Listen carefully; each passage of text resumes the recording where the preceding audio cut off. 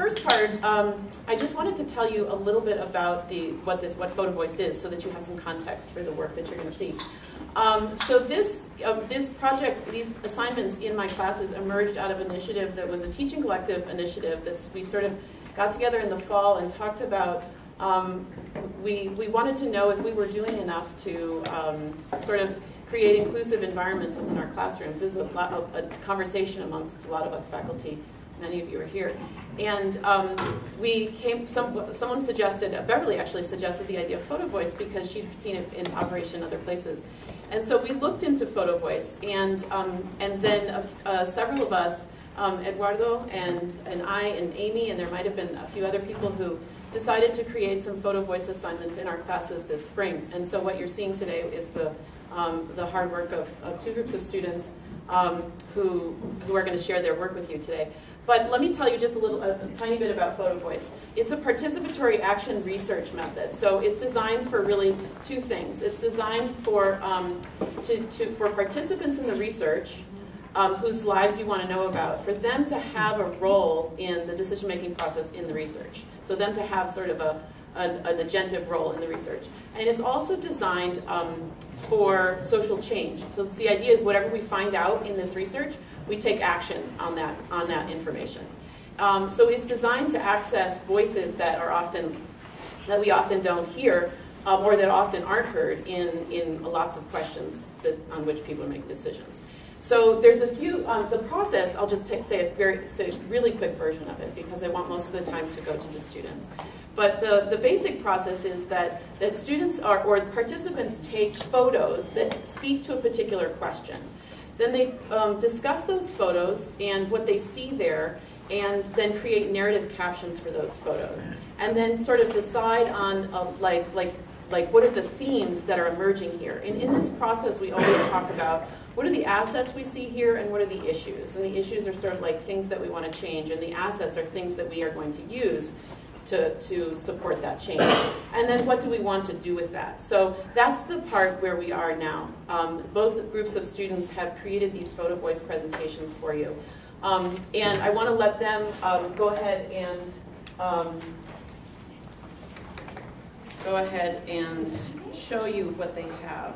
So the first group that's going to present is our students from the BED 4340 class that I teach, which is the Foundations of Bilingual and ESL Education. And the three students who are going to present were sort of nominated by their classmates to put this presentation together. The presentation includes content contributed from the rest of the class. There's been a lot of reworking of it within the whole class. The whole class has contributed to it. So the students that are going to present are our Photovoice production committee. They're Robert Flores and, you want to stand up? Robert Flores and Bryn Birdwell and Isaac Solomon. So before we begin, we just wanted to go ahead and thank you all again for being here and for allowing us to have this opportunity to express some of the issues that we're going to present in our Photovoice project, because our voices are important to us because we're your students and we want our voices to be heard. So thank you so much for allowing us to be here, for taking time out of this presentation so our voices may be heard. Thank you. The low status of teaching and the way it is viewed and treated is discouraging and disappointing to us future educators. This affects our future, but also our present studies. We would like the facility to emphasize and acknowledge the value of teaching. In addition, our professors should get to know us and assist us in finding ways of managing our academic and personal lives. We would like the university to improve the conditions of our classrooms, basic facilities, and the resources in the education building. After giving my high school valedictorian speech, I bumped into one of my ex-middle school teachers. She asked what my next step was now that graduation was over, and I proudly told her that I would be staying at ETEP to pursue elementary education. I thought as a teacher she would be excited for me, but instead, she warned me against it, telling me I was way too smart to settle for teaching. This was very detrimental to my confidence, so I changed my major to mathematics my second semester, only to switch back when I realized that regardless of the negativity surrounding teaching, my heart and passion lie in my future of shaping young minds.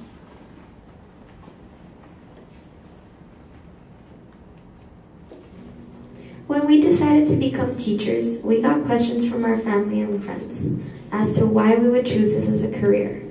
Over time, these questions have become concerns in our own minds. These are just some of the concerns circling our heads day to day.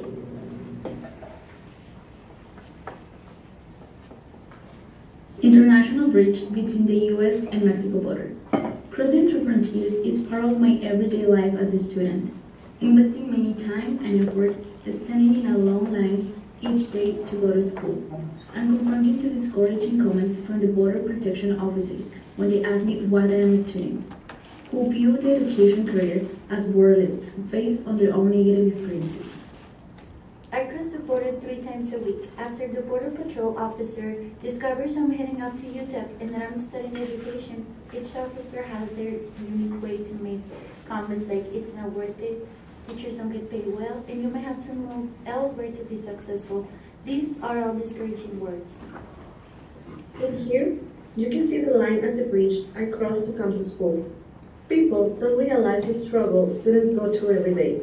Some of us travel from other side of the city, or even from another country. No one sees the passion we put into it. No one realizes the sacrifices teachers make to create a better world. In addition to our commuting obstacles, there is a gap in communication between the College of Education and the student body. The form on the left displays the EPP admission requirements for the 2017-2018 academic year. This form required the students to get 3 letters of recommendation displayed on the right. For many students, getting these letters was no easy task. This is the new EPP application checklist.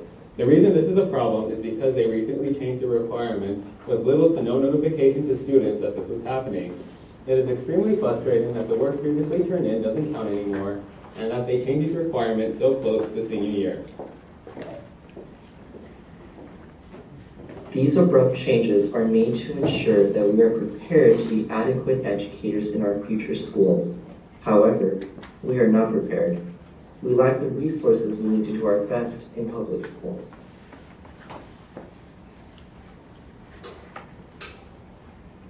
The low status of educational work is rooted from the poor conditions of our building and trickles into the poor conditioned buildings in our public schools.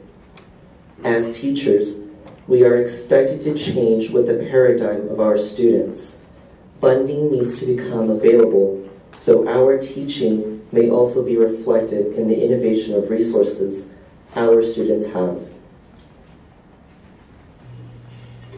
These pictures represent 2 different worlds. The faucet on the right belongs to the College of Business and is valued, and the one on the left is from the College of Education and is not valued. Books are an essential resource that we use as future educators. We as a society have neglected our school systems for far too long. Teachers are forced to reuse books that would be unacceptable tools in a doctor's or lawyer's office. Resources such as books, we feel, are a direct representation of our profession's value. This is a picture of my older sister and I at her graduation from UTEP with a teaching degree almost 20 years ago. The way society views educators now is very different in comparison to back then. She graduated starry-eyed with expectations of a stable income. As a student of education in 2018, I cannot say the same. Proof of our struggles is in our textbooks. I was doing homework for one of my education courses and came across a section in my textbook that talked about empowering teachers. The section spoke about how sometimes teachers are underappreciated and underpaid. It made me think about the backlash I sometimes get when I tell people I have decided to pursue teaching. The fact that it is an issue presented in our textbook shows me that this is not a new problem, but rather one experienced by many other people. VALS is waging major battles in several states, including Arizona, Kentucky, and Oklahoma, along with the strike recently settled in West Virginia. Here's ABC's Ariel Reshef. Teachers trading in lesson plans for protest signs. We are at a crisis point in public education. Red for head! Walking out of classrooms in 3 states, demanding an end to the growing education crisis. In Kentucky, educators calling in sick to march against recent reductions in their pension. This is more than just about teachers at this point. It's about our students. We live for our kids. This is the part of a teacher's job that most people don't see. Teachers work long days, long hours, and come home and work extra hours preparing, planning, and getting ready in order to be great teachers. People need to see that teachers work way harder than we think. As education students, we go through the same struggles as every other student at UTEP. We also want to be valued. We want to be provided with the tools and technology resources we need to guide our future students. We want our future students to know the true value of education and to love it as much as we do. Sometimes I wonder if the late nights I spend studying, while at the same time taking care of my kids, will ever pay off. Sometimes I wonder, is my career valuable? It's discouraging to see right in front of my eyes the burden my career will bring to my family. You can't build a great building on a weak foundation. UTEP, are you ready to make the change and provide us with the true foundation we need as educators of the future? The power of change is in your hands.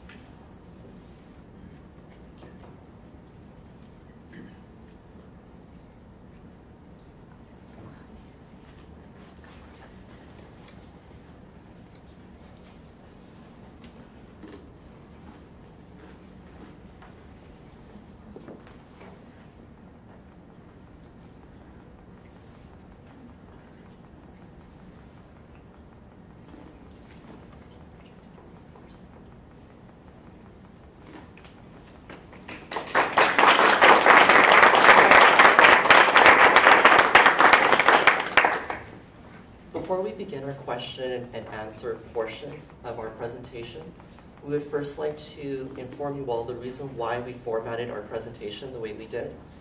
We noticed that there is a mentality that education has a low status, and we wanted to demonstrate how it affects us at the micro level in our personal lives, some of the daily struggles that we go through as students. And once you start zooming out and looking at a micro-society level, we see these issues being reflected in our public schools. And once you zoom out even further at the national level, you see teacher protests across the country. And today, Bryn, Isaac, and myself learned that in Colorado, teachers are now protesting for the same value that education needs. So we just wanted to explain to you the reason why we formatted our presentation the way we did.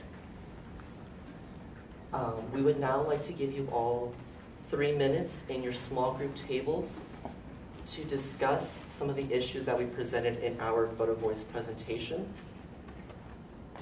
and come up with a question to ask Isaac, Brennan, and myself. Thank you.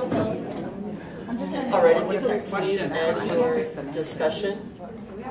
All right. Yes. It's not so much about the issue, but in terms of the assignment. I was wondering how difficult you found it to, first of all, kind of think about what pictures you wanted to use for the assignment, taking the pictures and then incorporating them, and not just the pictures but the video, incorporating them into your presentation. How difficult was that for you? Well, since we feel very passionate about the issues that we presented, it was little to no difficulty. The pictures that you saw and the voices that you heard was not just of us 3 students, but actually the collective work of our whole entire class.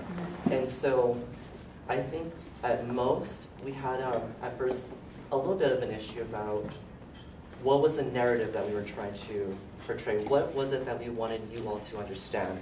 And it was that the low status of education is reflected personally in the public schools and at a much more broader spectrum across the country.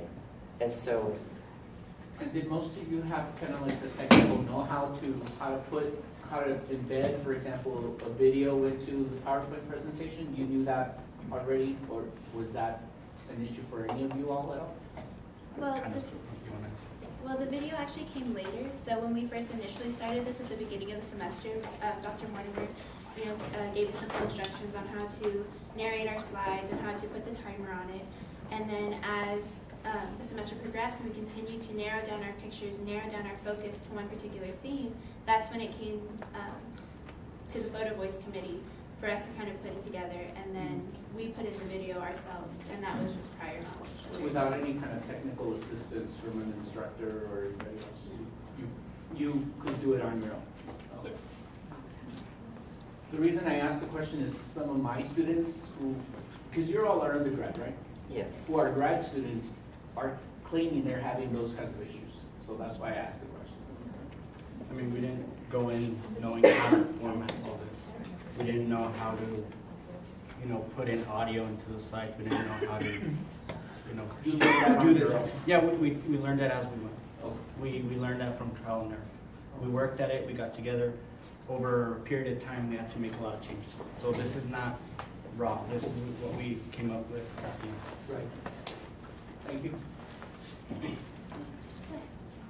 So we talked about here, what we saw were two main issues that you presented. One were College of Education issues, and then the general perspective. What could you prioritize? What solutions you think are most pressing from the College of Ed, since you have a captive audience?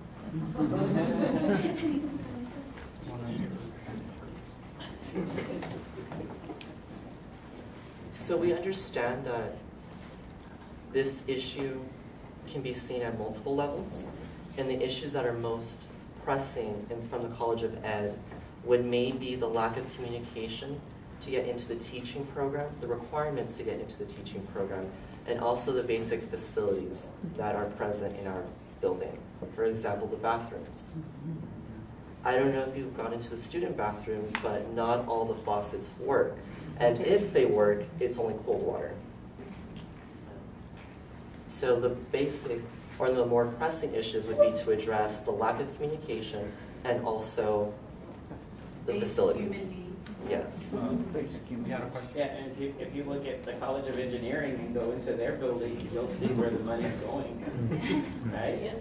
And then UTEP has even raised the tuition for, engineering and for business. And it's that's where they're putting, it seems like that's where the money is going. And I think it is a reflection, it's, if you want students to come into a building and you want them to value the profession, why doesn't the building reflect the value of the profession? I mean, it's the same as in any business. If I walk into a business and it's just, well, what do I think about that? And I'm not saying that education is a business, but don't you want the building to reflect an ideology of saying, education is important? And at the same time, students, I think, have to carry within them, I think my dad compared teaching to being a priest. He's like, you don't go into teaching to be rich. You go because you feel that you are affecting some type of change. So I do see the need for the building and what you're saying, but also there has to be some intrinsic motivation to say, what I am doing is important. It's maybe not monetarily important, or society doesn't look at it that way, but intrinsically I know that by teaching I am going to affect change, and that is something that is internally rewarding. It should be pay as well, but I mean, when all this stuff happens, you have to believe that what you're doing is in service to others. On one of our slides, you saw pictures from a local high school here in El Paso. You saw the condition of the textbooks and the conditions of the flooring in that particular room. With all these issues that are present to us, we see them as students, but it has not discouraged us from pursuing this as our career. We're still very passionate about being educators. And as Brent said in her commentary, in her caption, we want to shape the minds of future students. And so those poor conditions would not be adequate in a doctor's office, as one of our other classmates have said. So why are they present in our facilities? Why are they adequate here? Yes. Can I ask a question? So, the people sitting here may not have the ability to change the facilities, to be honest. We live in here too. I immediately want to send that bathroom picture to everybody, but I just don't know who to send it to. You know, but what I've heard is this passion and this calling, and I'm wondering, as a professor, if I can't fix the sinks, what could I do to help connect with students better related to that passion and that call? So one was the communication of like just general programming issues. Again, I don't have much control over that issue, but we can bring it up to people, so at least we can possibly affect that one. But I guess I'm asking is on a more personal, in terms of things, advocacy I have and things that I control. What would help empower you more if I couldn't fix the bathroom sink or the form change? Is there anything else that we could bring? If I may. So how our Photovoice with Dr. Mortimer began was more of her trying to get to know us on a student level. So we didn't go into the project with the idea that we're going to end up here, like advocating for these changes. It was, since we are bilingual education, it did begin language-based on our language experiences. And so she used Photovoice and had us in our small groups doing discussions and things like that to present to her what we felt were most important that she should know about us as students. And I feel that this was the first time in my UTEP career that a professor had taken such big steps like that to get to know us at more than a student level, but a personal level. And so I think incorporating Photovoice, maybe not with this end goal in mind at the beginning, just as it kind of happened generically with us as well, just incorporating that with your students and asking them, hey, how's it going? Or, you know, just trying to get deeper than just walking in and say, okay, test time. So the Photovoice project allowed Dr. Mortimer to get to know us on a more personal level, but outside of our academic lives, because we're not just students. We do so many other things. We work in our public schools as students, and there's so many other things that encompass us as human beings. So this project, this Photovoice project that incorporated technology, really allowed our professor to get to know us more personally. Yes? And how did it help you all build a community amongst yourselves? Because it's not only professors getting to know you all, but how about that opportunity for you all to learn about each other? Okay, so I can answer that. So this wasn't just us three. If you saw the end credits, a lot of people actually participated in this project. We do have 2 people here from our class who participated in my standing up. Anaís and Melissa.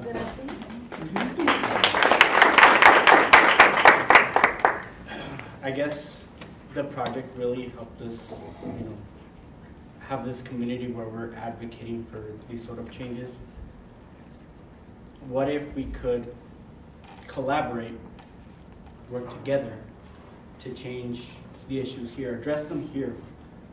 We could start here and bring it out towards maybe the EPISD, Riosleta, etc.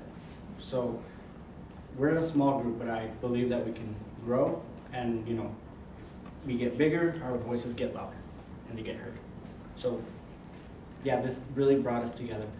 We were chosen to present, and we decided to do this because we feel it's necessary, and hopefully we can cooperate in doing this together.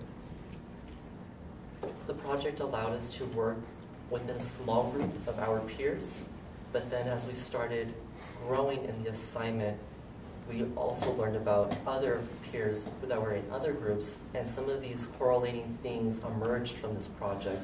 And so that's how we built a community, is we learned from each other in a small group, but then we also started learning as a much larger classroom base. Yes, sir.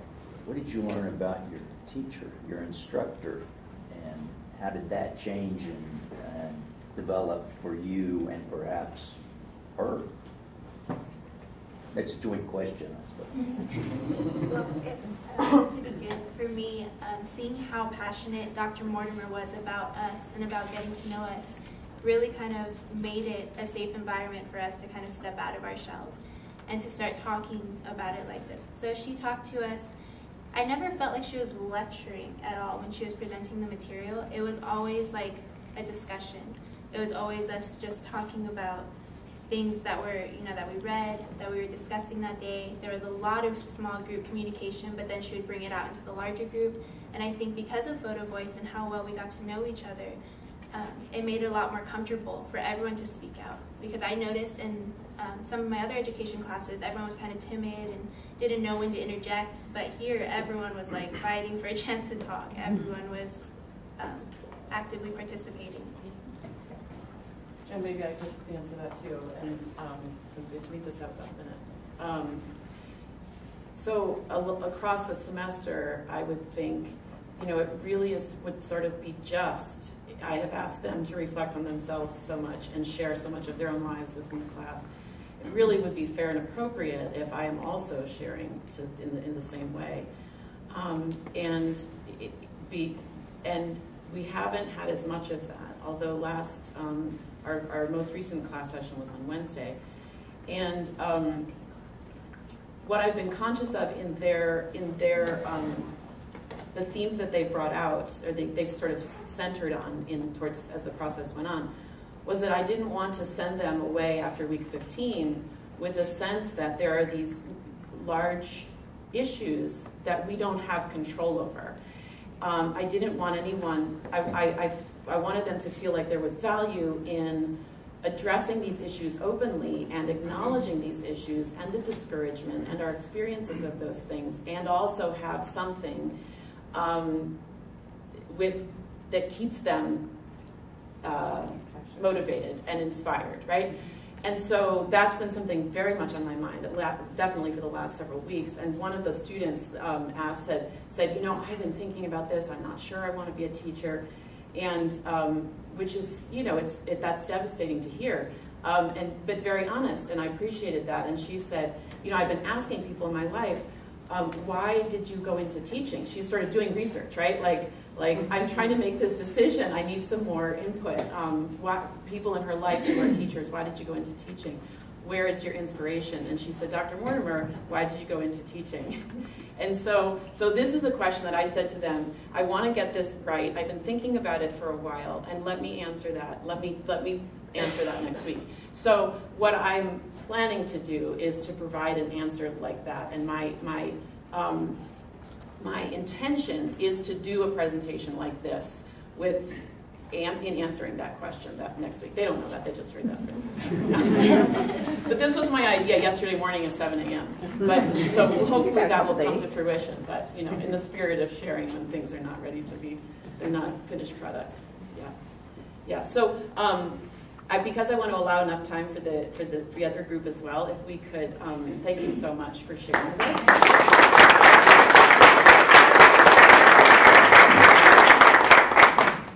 Sure. Okay, great. Thank you so much, Bryn and Isaac and Robert. So this next group is from BED 5330 and TED 6319. It's a cross-listed master's and doctoral course.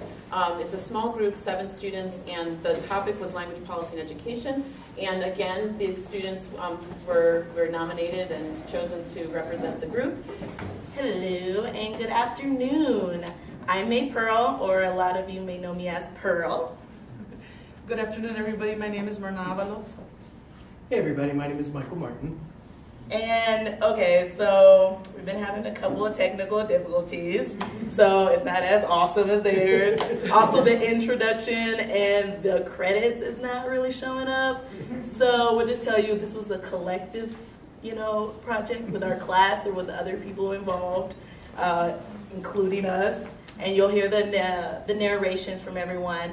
Once again, just like them, we thank you so much for being here and hearing us out, because this is a great opportunity for you guys to see what we're going through and what our everyday experiences with education and the difficulties and assets that we see that we want to bring out and see, just to brainstorm with you guys to see if there's more that you guys can help us with.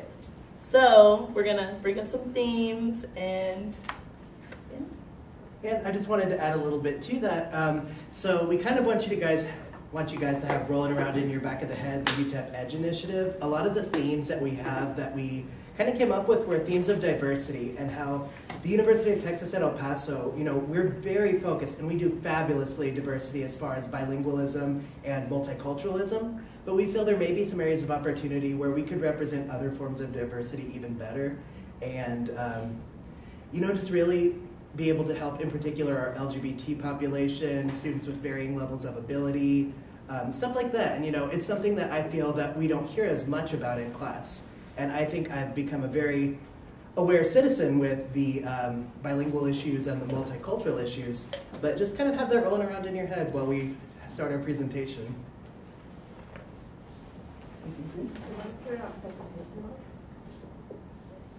Through the UTEP Edge initiative, I am developing the critical thinking skills to reflect on my past, problem solve in the present, so that I have the confidence to utilize my assets in the future.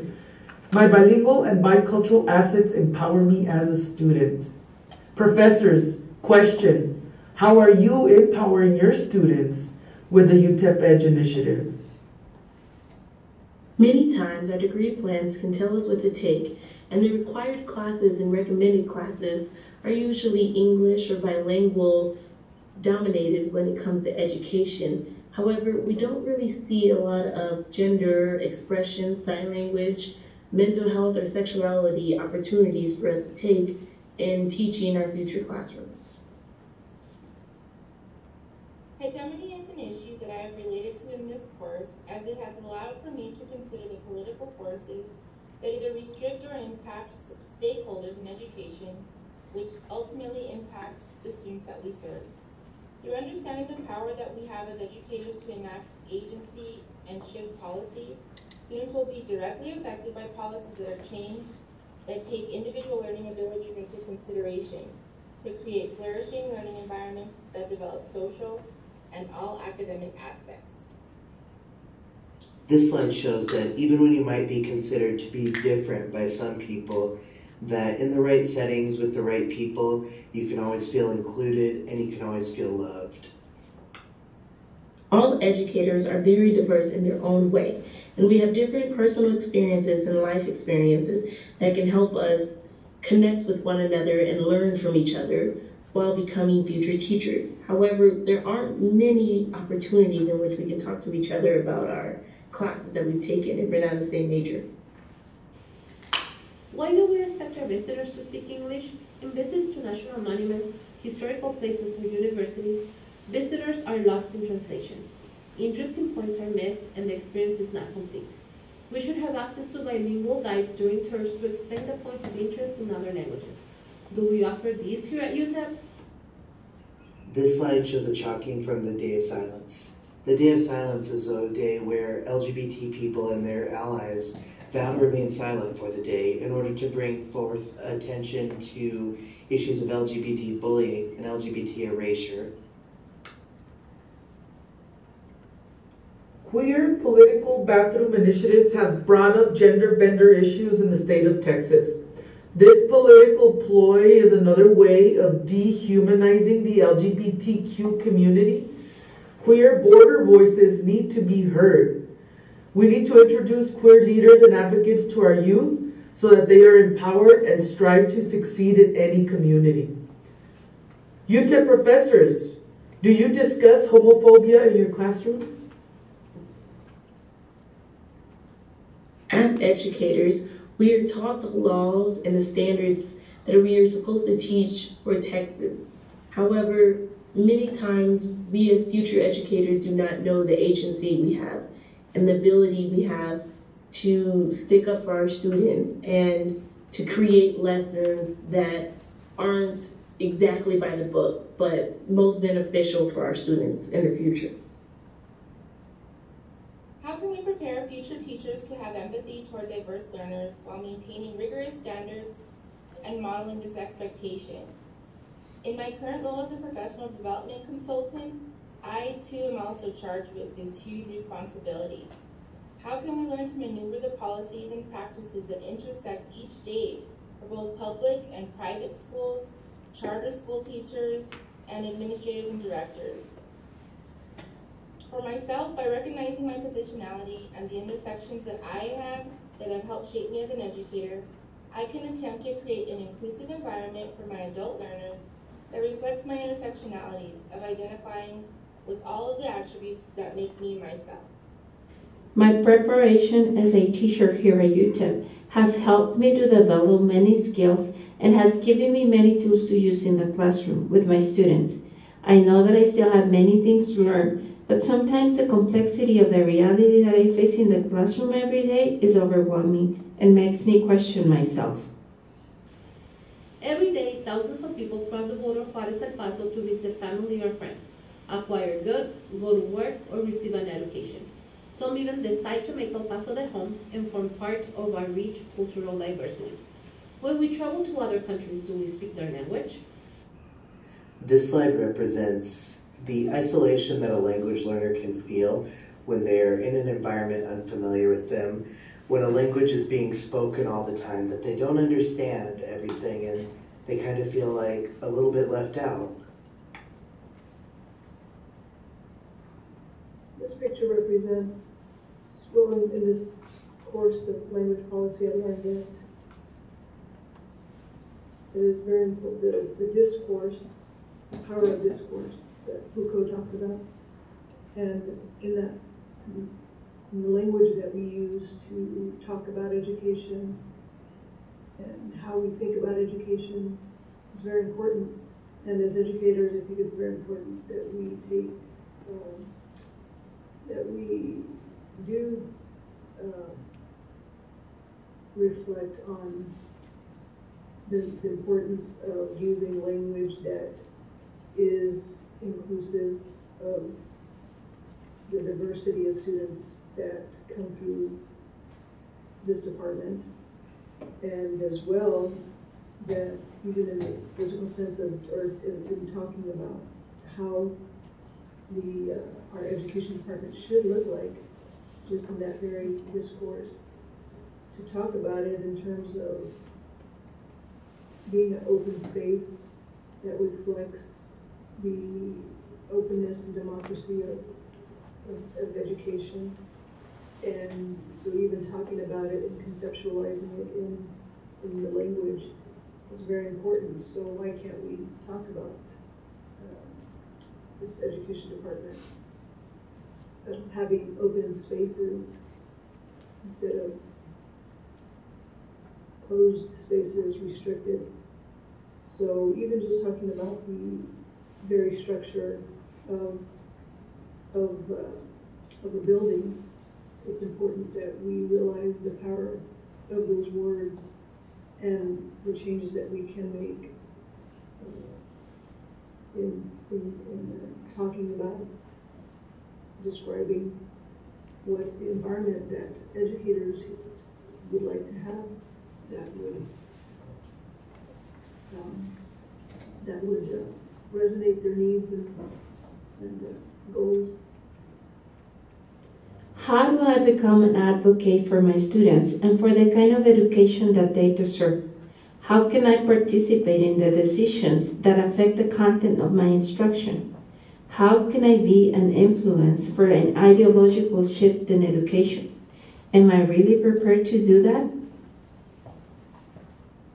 As a former elementary school general education teacher, special education teacher, and school administrator, I have vivid examples of how politics intersect with the public education system each and every day. How are we ensuring that future teachers are prepared to address issues that arise when parents and stakeholders question the aims of public education and the policies that are created to address language and ability? Navigating in this reality of American education seems like a puzzle, a bunch of pieces that need to be put together to create something. Those pieces are policies, resources, requirements. Even my own and other teachers' ideologies play a role in what I'm able to do as an educator. Over the years, we've seen UTEP transform and transformed significantly in the different departments, engineering and geology, science. And those transformations are considerable, but in the education department, we have remained stagnant, and we just hope that the educators and professors in the education department take agency and help in trying to transform the education department to reflect our aspirations and desires to be a better department, to be the best that we can be, and to be inclusive of diversity. And hopefully this space, this even just the very physical space, changes to reflect that. Thank you.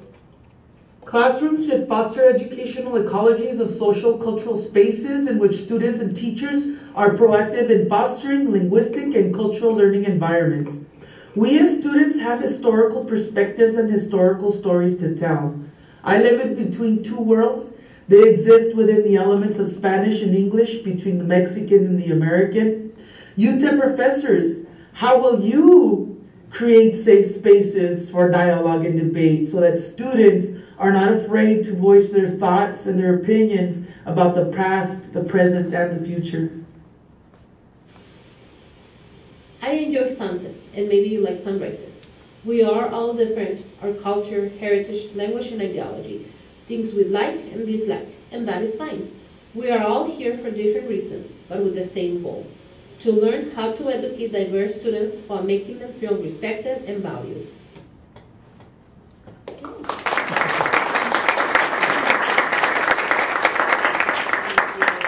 And thank you for staying with us.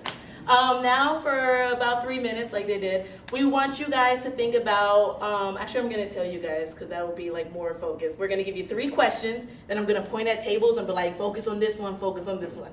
So one of the questions that we want you guys to help us answer that you can do in your own classroom, or you think that we can advocate for the higher ups to help us with in the degree plans, is how do you include LGBT and gender identity in your classroom discussions, in our diversity classes, and teach our future educators how to deal with students who might identify as LGBT in their classrooms. The next question that we want you guys to focus on is, how are you as professors in your classroom going to help us with teaching us more about our teacher agency? Because a lot of times we are learning what you guys are telling us and we're learning the curriculum, but we do not know the power that we have. And we want to know more about what we can do and to what level is it still inside the box but outside at the same time, if that makes sense. And that's the last one. How can we include different types of diversities and different types of language options other than just English and Spanish? Because we do have interest in teaching students of other languages like ASL, for instance. That's really important for us. And Korean or French, we don't have many options. In undergrad, it only goes up to a certain level. So how can we add more languages or add more inclusion of languages into the classroom, like diversities? And I'll give that to the ones who haven't had questions yet. All right, everybody, thanks so much for thinking about that. Awesome job. Let's go on ahead and discuss that. All right, cool. So the first question that Pearl gave was the one about LGBT. How do we include LGBT issues in the classroom? Which tables had that question? Okay, start over here. What did you guys come up with? Well, I think talk a little bit about the constraints that when you have a legal framework that might not allow you to do that. I think it goes back to your third question your second question about agency and empowerment. So we do need to bring up what are our legal frameworks, either for work, just to understand them so that you know how you can maneuver within that framework without getting yourself, in trouble, or that you can bring these topics up without. We were talking about and I don't know what law it is,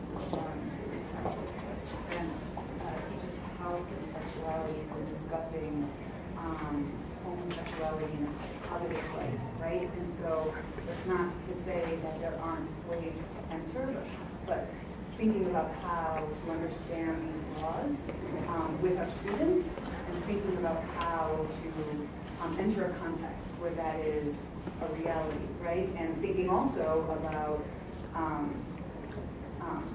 teachers as agents, as actors, right? As a group of professionals that can influence the spaces in which they teach and work against policies that are not in the best interest of the students that they're serving. Absolutely. It's actually a really good one because Dr. Mortimer told us the same thing, that in health we can't talk about that, but we can use the social studies one where you have to teach about all that. So it's like there's loopholes. As long as you know the rules, then you can say, I'm not using this as the health thing, I'm using this as a social studies acceptance thing. And I was like, oh my gosh, yes, like I didn't even think about that. So that is, like, if we had that in the classroom, we would know more about that. If someone tried to come in and say, well, you can't teach that, we're like, well, this is not a health thing. We're actually using this for this teach. So I was like, that's actually really good. So thank you. And another one? Well, I will take on that. We felt that it has to be like an infusion of the curriculum, not an add-on. So while we do that, it kind of goes with what you're saying. We can present it through the thematic units. The top, for example, we do a lot of them for families. And what is a family conference? It's very much now not a very traditional. It has many forms of families, to dads, to moms, to and then through books. We're going to talk about that. And so then that discussion can occur from there. So it's not an add-on, but an infusion, part of the content. Yeah. Also in the historical context, the discrimination against LGBTQ population, along with other groups, and how important that's been. And also in this present day and age, how important it is to stand up against the powers that be if there are injustices, and let our voices be heard and not shy away from that. Thank you, that's really good. And you guys? You happen to have a bunch of early childhood teachers at this table, and it's interesting that we talk about these things in the sense of we talk about how we enculturate children, and we do it in very real, debate. We ask our teachers to actually produce a statement that they know will be controversial, and in anecdotal of would you be okay if the 4-year-old boy put on the sparkly pink dress? And then we have really deep conversations about that, because one of the things in early childhood is there's a part we inculturate our children, and then we as teachers cannot be separate from our own personal views and the law. But it's less about law, it's more of, it's coming from that sort of what we really do with young children. So believe it or not, these issues come up in the early childhood classes quite a bit. We talk about gendered toys and types of play that are allowable, and why are they allowable, and who says they're allowable, and then what does that mean to you as a teacher who gets to pick toys for your class. So that was just something we brought up, is this is actually something that takes part of early childhood, is a big discussion. Oh, that's awesome. Do you have something? Yes, sorry. I just had a comment. I'm taking a course with Dr. Lopez, and she is introducing books that we can take into our classrooms as future teachers. And for example, one book that I am presenting with my team and myself, it's Entangle Makes 3. So it's about it's a family, and it's made up of two male penguins, and they find an egg. So I mean, I think that's a very good way of teaching the kids about different types of families, because that's the reality, and they need to know, because what are we doing in the classroom? We have to prepare for the world. That's what we're doing. Absolutely. I've actually read that book too. Yes. I was like, I know that one. That's great. And then the second one, teacher advocacy. Oh, okay. So we're gonna go faster. We'll just have one for the second. Who had the second question? Teacher advocacy. You guys? Okay.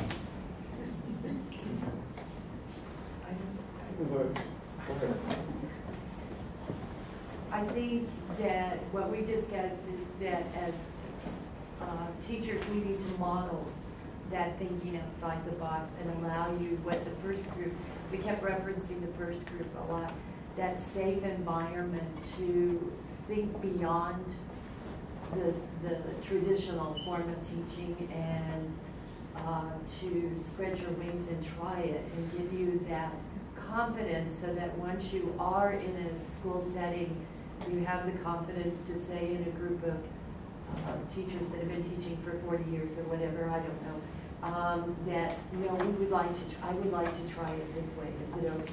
You know, kind of thing, to give you that agency to speak up for yourself, but also feel safe to recognize all of the differences that all of your students have, whether it's their learning styles or their needs, whatever it is that you have. I think that's what we said since you were chewing. That was great, thank you. And then the last one. One way that we discuss is maybe if you have an assignment like this, the different language, student that speaks a different language other than Spanish can represent the idea in your own language, and you know you can provide a subtitle, so it's still coming from that particular student. So that's one way. And so I love that because it was a very concrete kind of assignment example, but we also talked about how all of these questions, sometimes they also raise more questions for us, right? And so this question of how do you foster, how do you create the conditions of inclusiveness in the classroom, which was one of the sub-questions you asked us. And it reminded me of a talk that I just heard a couple of weeks ago at the ERA, which is a conference, an educational conference by Deborah Ball, who's the president. She talked about the paradox of teaching, right? So as teachers, you're operating under a lot of constraints with the curriculum and standards and all these other things. But she also talks about discretion, and this gets back to the agency thing. So there are discretionary spaces in the classroom. Teachers make more than 800 decisions per day about what they're going to say, what they're going to do, who they're going to favor, what they're going to, in terms of creating those safe conditions or not, in the classroom. And so to me it was a very empowering kind of talk because it talks about the agency that we have in an advocate. She wasn't talking about advocacy, but that's what we're talking about, which is great. But also the agency we have in our moment-to-moment decisions that we make and what we choose to say. And I think that's what everybody, books we choose and things like that. So that was something I was thinking about, the agency question, but also the inclusiveness question that you asked us. So Thank you. And that's about time. Sorry we didn't get you that many times to ask us, but thank you.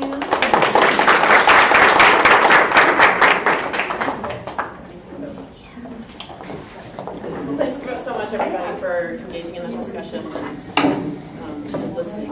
And thank you very much to both groups of students who brought your classmates' work into this setting. Yeah, thanks.